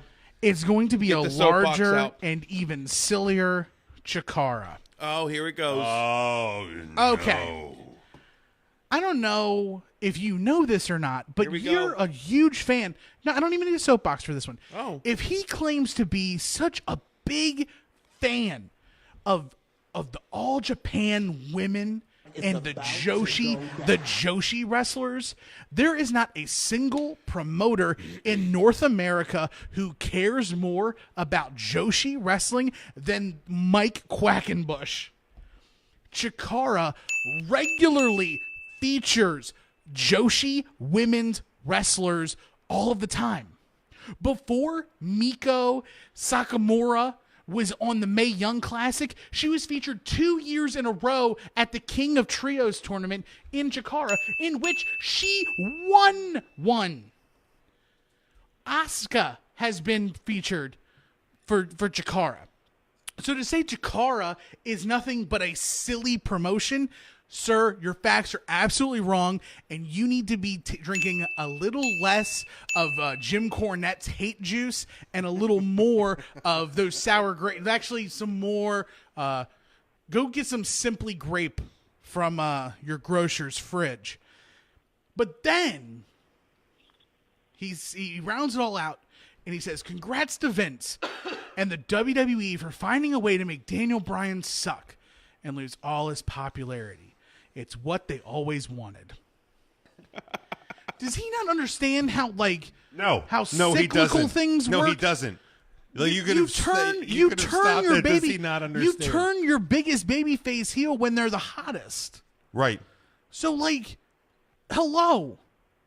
Way to go, WCW, for turning the biggest baby face in wrestling heel. Way to go. Nobody's going to believe Nobody's Hulk gonna Hogan. buy Hulk Hogan as the third man. It should have been Mabel, baby. It could have been anybody at this point. So I say all that to say this. I thought he quit wrestling. Who? He did. Like Didn't he, 70 he quit? times. I thought he was done watching wrestling. Well, he's done doing a lot of things, Ryan. I don't know him. I've never met him. I don't know if I really want the pleasure to meet him. But I would like to meet him in an actual active debate if he wants to try to convince me that the active product of any promotion is worse than any wrestling he watches. I am not a person who wants to weigh out what promotion is better than the other, because wrestling's wrestling and you can always find something that you like. It takes a real skilled person, and I'm using skilled in quotation marks, to actively find stuff you dislike. Yeah. I'd welcome that. Adam could call in and talk to.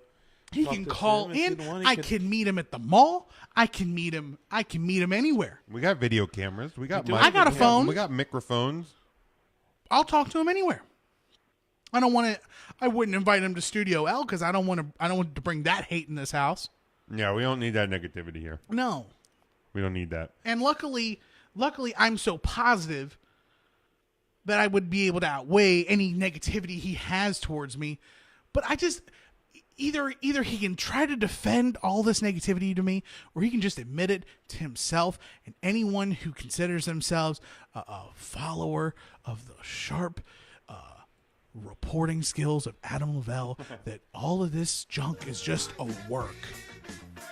And like, you're just wanting the clicks. And you want people to think that you're absolutely clueless. Because you're missing the boat. If you're going to let yourself if you're going to take all the fun out of wrestling by focusing on every little nickel and dime thing, you're going to miss everything else. You're missing Becky Lynch right now. Do you understand that? Yeah, but that's WWE. Like, WWE can't be good at anything. You're missing out on the God run of Seth Rollins right now. Like, any match he's in is gold. Drew McIntyre, like, there are great things. You don't have to like where everything is, but pick the things you do like and embrace those. Because at some point, either it's going to be gone or you're going to be gone.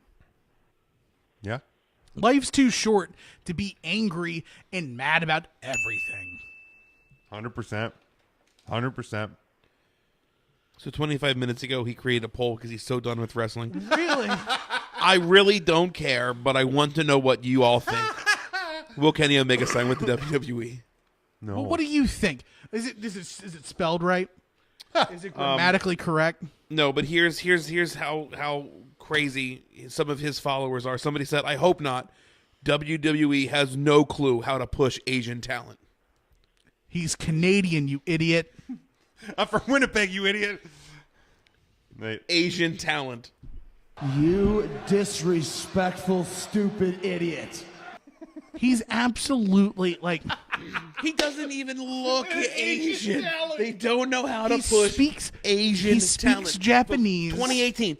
Asian talent is what we're calling Asian talent. You know what? I don't want to debate him. I feel so dumb. But I want this to be... I mean, Adam didn't say that. One of his Yeah. Adam lights. Follow to Adam, Matt, you'll appreciate this movie reference here. I believe there's a saying for this, and stupid is as stupid does, sir. I think everybody can enjoy it. I think we've all. Look, if you don't like Forrest Gump, the stupidity was born in the stupid tree and fell down, and all of his apples, Adam's apples, are all at the bottom of this stupid tree. Oh, men have Adam's apples. Man, that was fun. Did you shave your beard? I sure did. Looks nice. That's where all this... Patreon.com/3CountThursday. This is where all this aggression comes from. Patreon.com/3CountThursday. $2. $2. All right, yeah. So, All Elite Wrestling is a thing. It's going to be fantastic. Officially. I can't wait. Like, it's going to be so good. Like, and not just that product. So anybody in the Jacksonville, Florida area, Tuesday, there's going to be a rally. January 8th, Elvis's birthday, my grandmama's birthday. 5 p.m. outside TIAA Bank Field in parking lot J. It's a good parking lot. There will be a rally. Can't wait. For Double or Nothing. Can't wait. So you probably want to check that out. It will also be broadcast on the Being the Elite YouTube channel. Can't wait. As well as at AE Wrestling on Twitter, the Young Bucks Facebook page, which I don't think we're blocked from, so we could probably watch it there, or at the Brandy Rhodes on Instagram. Like she's the chief officer, right? Chief branding officer now? Yes, she's the chief brand officer. Tony Khan, who is the son of Shao Kahn? Yeah, the owner of the Jacksonville Not to be Jaguars. confused with Shao Kahn from Mortal Kombat. Who is sister Shaka Khan. Shaka Khan. Chicago. Chicago. You're out. Tony Khan is the president. The Young Bucks and Cody are the executive vice presidents. Exactly. This is going to be huge. And look, you know, the bottom line is 2019 is I feel like, you know, 10, 20, 30 years from now, we're going to be able to look back at 2019 and go, oh, that was that year. Oh, yeah. Yeah. How much does this hurt Ring of Honor? It doesn't. Really? Okay. Not at all. I don't think it hurts anybody. I think it literally, I've said this phrase liberally. It's a phrase that I've said before, and I can reiterate it now. A rising tide raises all ships. Okay. With All Elite Wrestling being in here, and with Tony Khan and his $3.5 That's with a B. billion With a he's B. willing to invest into All Elite Wrestling. Small loan of $1 million. I don't know. I didn't hear how that helps Ring of Honor. Ring of Honor is also owned by a $1 billion company. Sure. I don't know if Sinclair's willing to sink that money into Ring of Honor yet. They're gonna have to at this point. Right. If that's Ring fair. of Honor doesn't step up, Then if they're Impact gonna get Wrestling rated. doesn't step up, They're gonna get rated. Right. Like real bad, right? Real bad. Yes. But here's the thing. Impact is also owned by a $1 billion corporation from Canada. Yes. The money is there. It's now going to be, I'm really excited for the workers. Like on all levels. Impact's going to have to find a new network besides the fishing channel. Oh, and it's especially exciting as to what network All Elite Wrestling may be landing on. Is it like WGN? a flag that's hanging behind you? Not Taryn Terrell. Don't get distracted. Yes. Yeah, no, I would say that was one of the things I've heard that It may be going to Turner. That Turner might be getting back in the game. Yeah, Holy either fuck. TBS or TNT. Well, and they're potentially targeting. Hit me with a wow. Because they're trying to because apparently TNT is trying to rebrand as a sports brand. Brilliant. And they're one thing I've heard is potentially targeting Tuesdays because SmackDown's going to be moving to Fridays. Correct. Oh my goodness. Like it's fucking brilliant. Yeah, like the name that I've heard float around is Tuesday Night Dynamite. I love it. Tuesday Night Dynamite for All Elite Wrestling. So corny. I love it. I really do. It's corny. I love it though. Wrong kind of corny. But I have a feeling he won't be any part of all the. Even if you look at it this way, it's going to make the workers. It'll put the companies who have the talent right now to pay their talent better Or utilize better. There's also a whole new game in town for people who haven't been acquired to go. And then all of those independent promotions that are left without their big star will now have the ability to make new stars. That's fair. And long gone are going to be the days where you're going to have these guys come in for a one shot. You're not going to be able to pop a house with that indie name, Right. Because they're all booked, Right. And because you're going to see guys that are contracted to blank or blank. This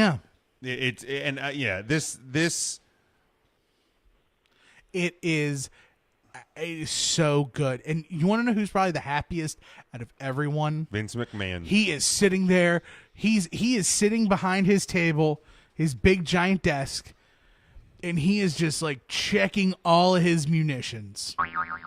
He is making sure he's got enough artillery. He is ready to make offers, I'm sure. I agree. He's got horses in NXT that are ready to come up at a moment's notice. If they lose out on some talent, They've got a Matt Riddle ready to go. Sure. They've got a Ricochet ready to go. A Velveteen Dream ready to go. They have a ready-made stable in the Undisputed Era ready to go. Yeah, and then don't even worry about who's coming up behind them. Yeah. You got Keith Lee. You got Punishment Martinez. You've got the NXT UK brand that has not been really touched. Preach about that, absolutely. Yeah, I mean, like there is plenty of arms that the WWE has that if names go, then there's gonna be room to improve. And WWE wouldn't be able to put on the same type of shows that they were doing because they got all new talent. And the new talent's not going to work the same as the old talent, brother. It's different. And, you're also going to have to produce content differently than what you've been doing because there are going to be those bigger options, those different options to go to again. Yeah.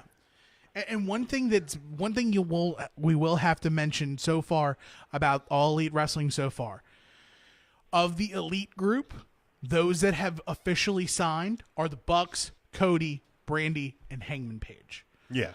Omega cannot officially announce anything until after Wrestle Kingdom. Correct. The rumor is he is leaving. And he is bringing a star from New Japan with him. Kota Ibushi? It could be Ibushi, but it could also be literally anyone else. Literally anybody Case else. in point, Okada was on that All-In card. Right. So Yeah. It could be anyone. The names, the big names that have been rumored around this. I mean, I've heard Jim Ross could be involved. Jericho could be involved. The name now, Goldberg. Goldberg heavily rumored.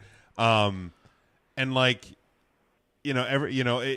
some people can scoff at that, but that's going to bring in an audience. Mm-hmm.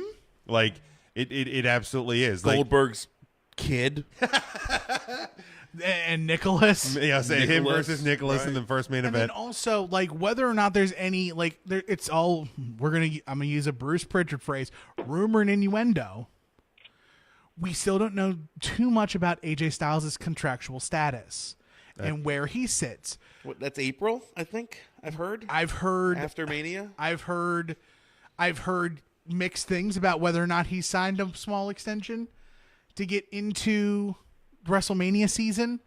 But if there's one name Vince can't lose at this point, it's AJ. AJ's on the cover of that video game that they got to sell until the summer. He is. I've never heard any single person have anything bad to say about AJ Styles. He sells too much merch. I don't think anybody's ever said anything. I mean, even the TNA runs. Anybody said anything bad about AJ? I don't think anybody can. Right. Even in that horrible angle where AJ Styles cheated on his wife, I'm sure AJ's wife was like, "Yeah, but he's a good guy." Yeah, no, I mean, I think you're right.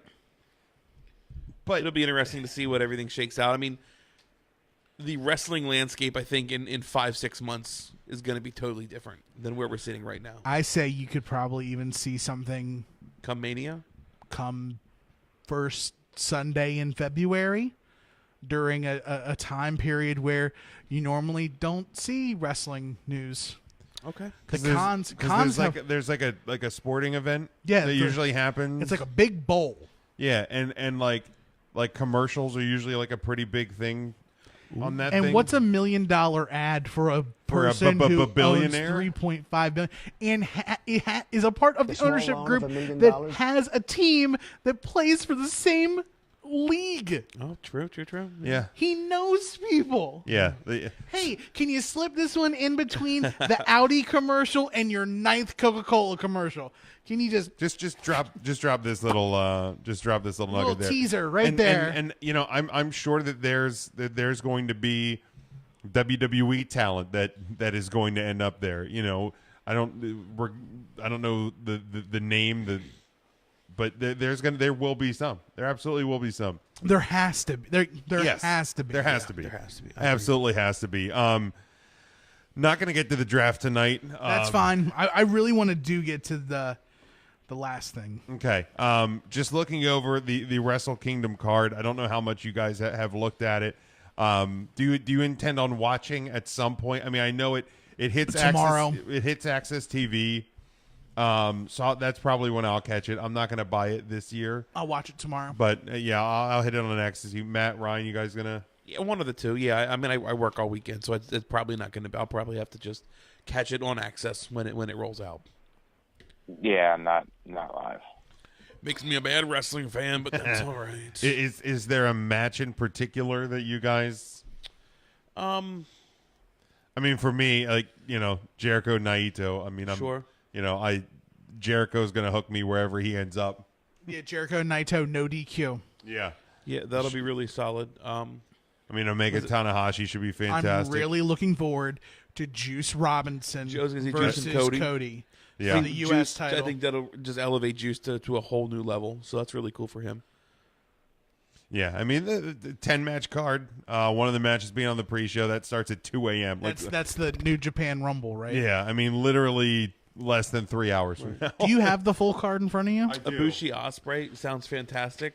That's for what that sounds like it'll be. I mean, that'll just be Omega Tanahashi, Jericho Naito, Okada, Jay White. That's going to be good. Jay White's fantastic. The new leader of the Bullet Club. Yes. Kushida versus Bone Soldier, Takashi Ishimori. Cody defending the IWGP US Charlie's title. all in on Okada versus Switchblade. Sure. That's going to be really good. Guerrillas of Destiny versus Ingobernables de Japón, Sonata and Evil.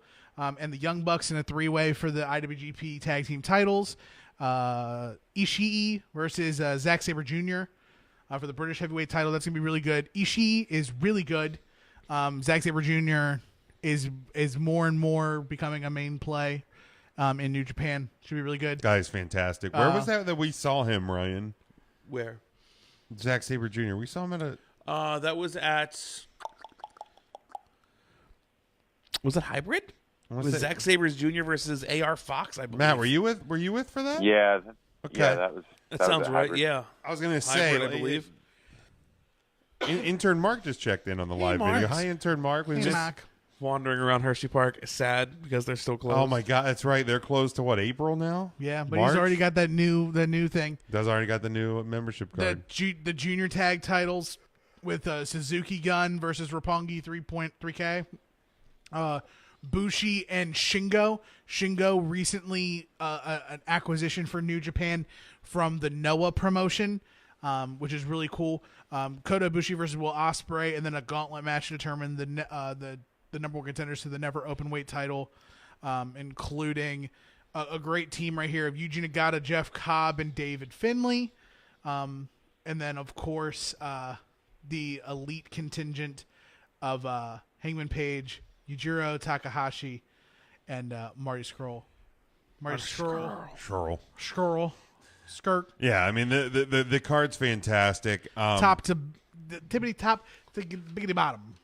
It's one of those ones. I mean, the year that we got it live, Kota Ibushi. Kota.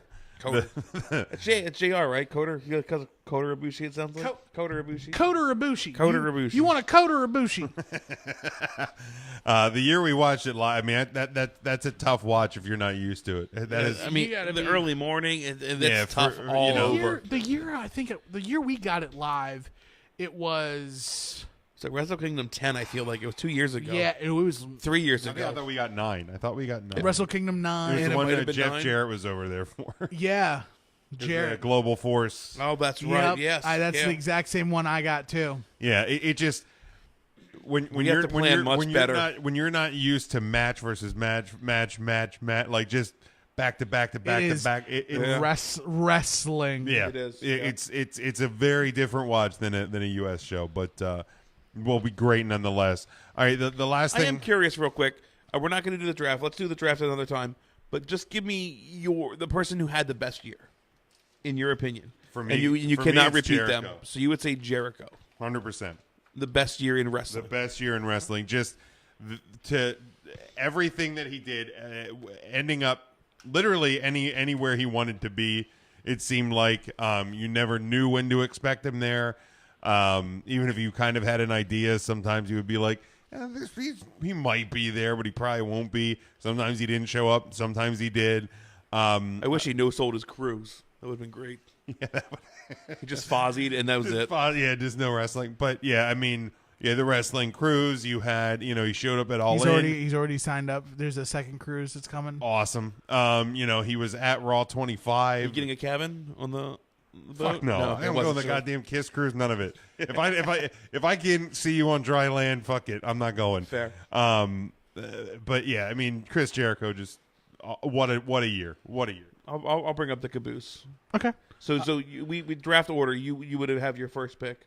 Yep. Would it have been Jericho? It would not have been Chris Jericho.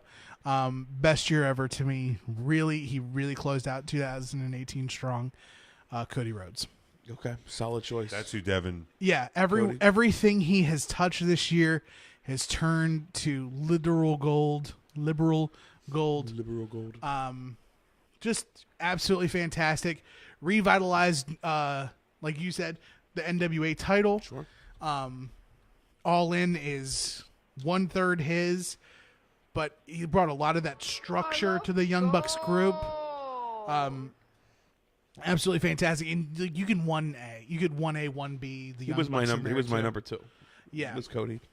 Matthew, if you had to pick somebody, your number one best year ever, would it have been Cody or Chris Jericho? And if not, now you get to choose who it is. Pick who I wanted to pick, Matt. Well, we have to go with Kane then, right? That's who you wanted. That's correct. He got elected. It's obviously Big Cass, if you know anything about me.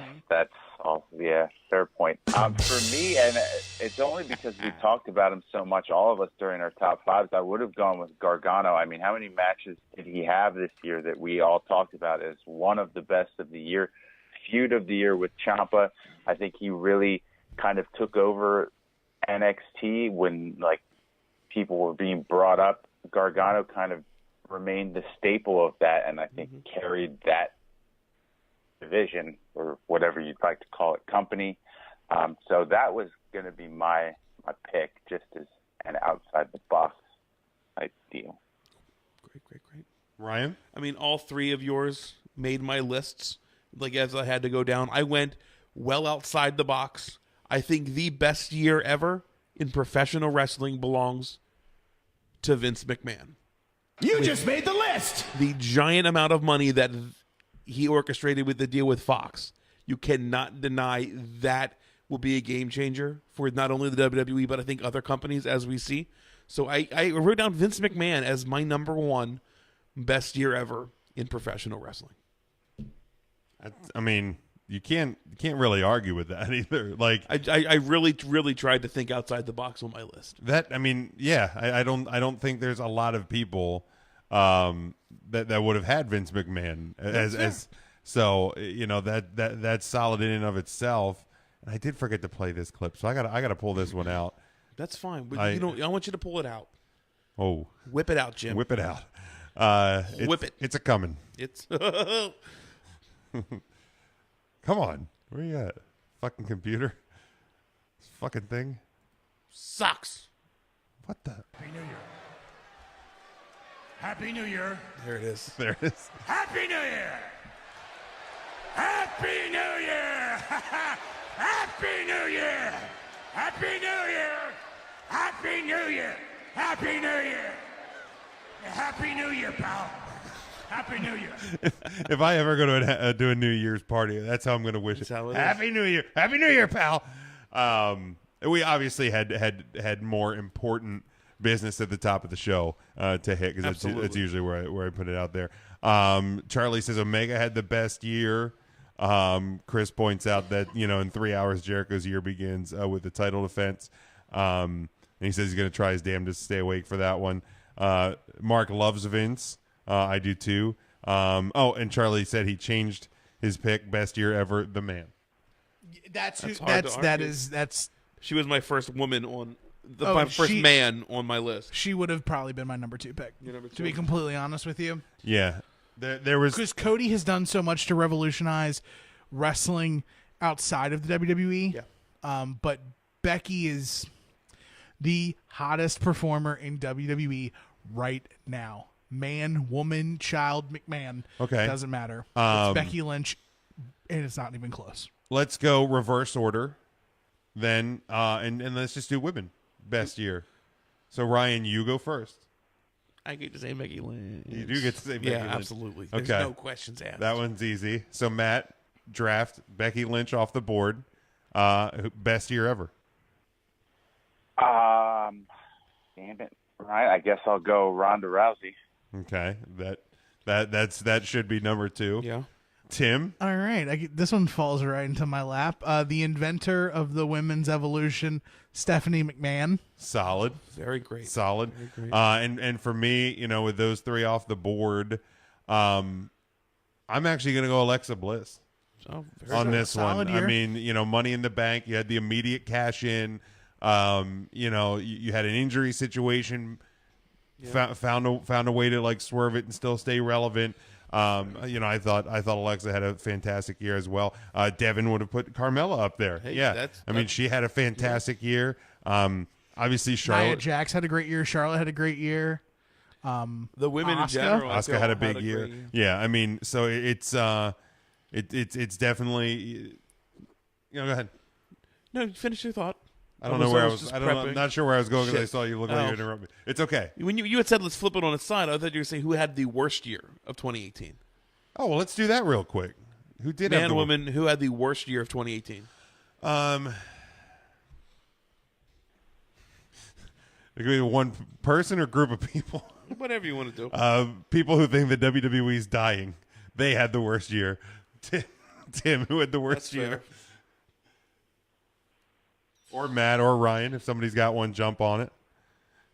Big Cass lost his job, had a serious weight gain and health issues too. So yeah, all around bad year for that dude. Yep, that's 100% true.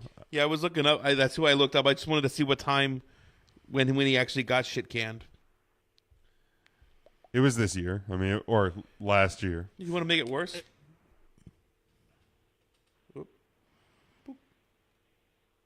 Yeah, that's What?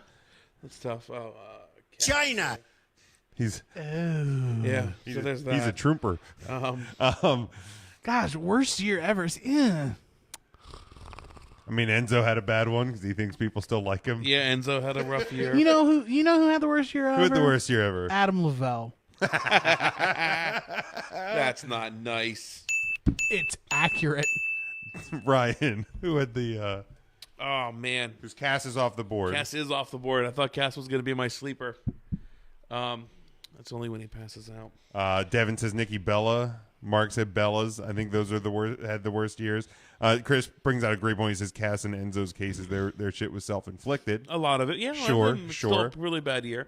If Cass is off the board, I'll just stick with Enzo then. Okay, fair enough. Yeah, I mean he got thrown out of fucking. All right, and then before we close this thing out tonight, since we are here in day 3 of 2019, what do you think that when we are here, approximately a year from today, and we're looking back on 2019, what is the biggest surprise moment? Whatever, predict your biggest moment in wrestling for 2019. And if you have it, feel free to go. I'll wait for a second. I don't know if it's a huge surprise, but I have Drew McIntyre holding singles gold in 2019. Okay, I mean that is a prediction. Okay. I don't think that this is a big jump, but it still would be a huge surprise. The main event of WrestleMania 35 will be Becky Lynch versus Ronda Rousey. Yeah. If it is not, I will eat a hat. A whole hat. Okay. There's part of me that hopes it's not. just to see that. Just to see you trying to eat a hat. And then we'll make While that a listening to Patreon Last exclusive Christmas. just so people have to pay for us that, money. right? We can do video up there. Yeah, I would be shocked if that's not the main event. There's Matt, nothing hotter, man. Matt, do you have a so shocking sexist. big surprise? Oh, you mean never mind. I was going to say what Tim said. So instead, I will say that we see Nicholas in the Royal Rumble. Hot take. I love the it. joke that never gets old. I'm really gonna, and this is one that I don't necessarily think that is going to happen, especially in light of some of the stuff we've talked about this last half hour. But I think it would be one of the most shocking things maybe to ever happen is that Vince McMahon actually does retire and walk away and hand the keys to the bus to Triple H and Stephanie and company. That this is the year that he does it. That's a great prediction. Just looking over a couple of the here worst years ever. Mark said Rich Swann. Oh yeah. Charlie, obviously from a health standpoint and you know just a sad situation is Roman Reigns. Sure. Well, that's a good point. Yeah. Sorry, he said Rowan. Sorry, I read that as Roman. My bad, but it's still both actually apply. Yeah. Eric Rowan, obviously with injuries and stuff like that. In terms of predictions for the year, Mark says Lynch and Rousey headline WrestleMania. Devin also women headlining WrestleMania. Chris says Omega making his WWE debut at the Rumble. Okay. Charlie says an NXT performer winning the Rumble. China finally making the Hall of Fame, says Chris. Hey. And Mark was responding to a comment. So some good predictions there.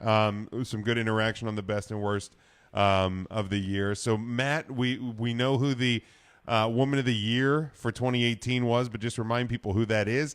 And the new Woman of the Week and all of that has kicked off. So let people know who the Woman of the Week is this week, where people can follow you, and all of that fun stuff. Yep, so Woman of the Year for 2018 was Holly Cromwell, rising star in the Midwest. So congratulations to her. Led all vote getters for 2018. 2019. Now, hold on. Do we know her charity yet? Yes, we do. She messaged it to me. Let me pull that up real quick because we do want to push that. And just while Matt's doing that, just a reminder, like if you head over to Instagram.com/3CountThursday, and you can find all of our social media links, all of our merchandise links, and Patreon and all of that can be found on our website, 3CountThursday.com.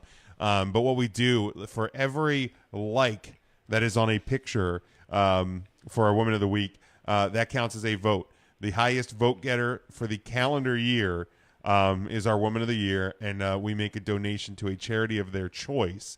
So it's important to be interactive and to follow us and share the page and all of that because, you know, it not only gets names out there, these awesome women that are on the indies and kicking ass, but also at the end of the year, there's a charity that's going to get a donation out of it. So the charity that Holly chose is the Whatcom Humane Society. So we are going to make a donation to them. It's going to help.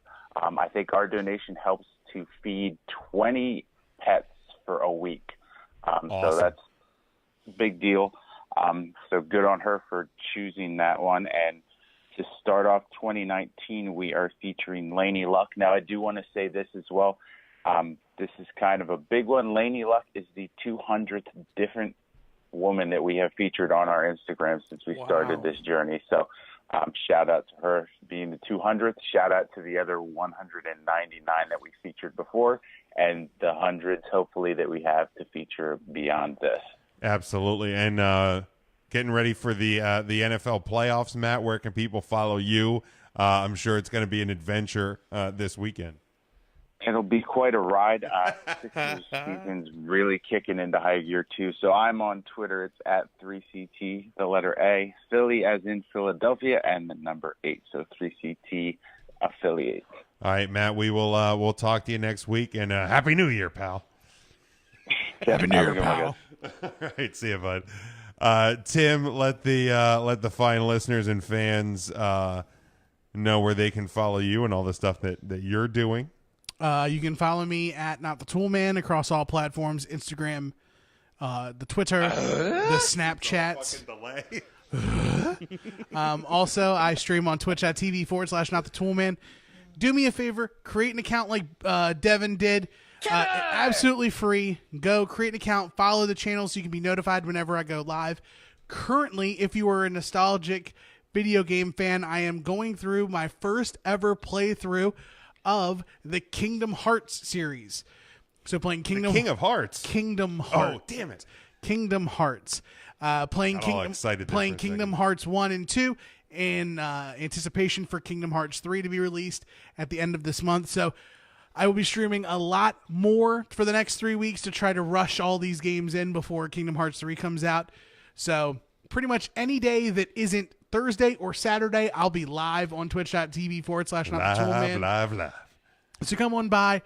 Be sure to follow the channel if you are so inclined, and come by and have a chat with your lad. I also do commentary for a wrestling promotion in Sellersville, Pennsylvania, Excellence Professional Wrestling.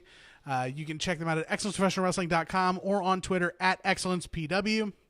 Our next event is Project Blue Book, Saturday, January the 26th. And this is going to be quite the year for Excellence. Oh, it's going to be... I'm excited. You don't even know. I'm super excited. Yeah. Just that post I put up there earlier today. He's posted up the 3 Count Thursdays Facebook page. Yeah, I don't even know. I'm excited. Yeah. I don't know who Chris is, Christopher Brown. I don't know who he's a fan of, football fan wise, but he's throwing shade at Charlie for being an Eagles fan, so he's okay in my book. Chris, if you want to throw who you're a fan of right there in the comments, that'd be awesome to see where you're at. I want to gauge where you're at here. Y'all can both go to hell. Is that a Stranger Things comment? Yeah, Stranger Things have happened. Stranger Things. Okay, gotcha. Yeah. Big Dick Nick. Ryan, where can the people follow you? Yeah, you can follow me. It's RYN and then the word Eagle. RYN Eagle on the Twitter. I don't know. I tweet sometimes during football. Sometimes. When was the last time you tweeted? I love playing this game. I did tweet during the Eagles game. Okay. I was tweeting. I was actively tweeting. 4 days Let's ago. look it up real quick. Yeah. Have you tweeted since the Eagles game? Probably not. Probably not.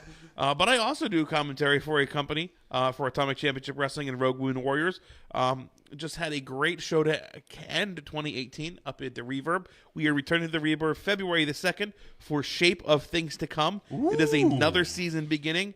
That will have Thunder Rosa, Kimberly, and Lance and Hawaii Lufisto will be there, just to name a few. Awesome stuff. Last tweet of Ryan is "Let's go!" # Penn State, # We Are, # Citrus Bowl. 2 days ago. That one didn't age well.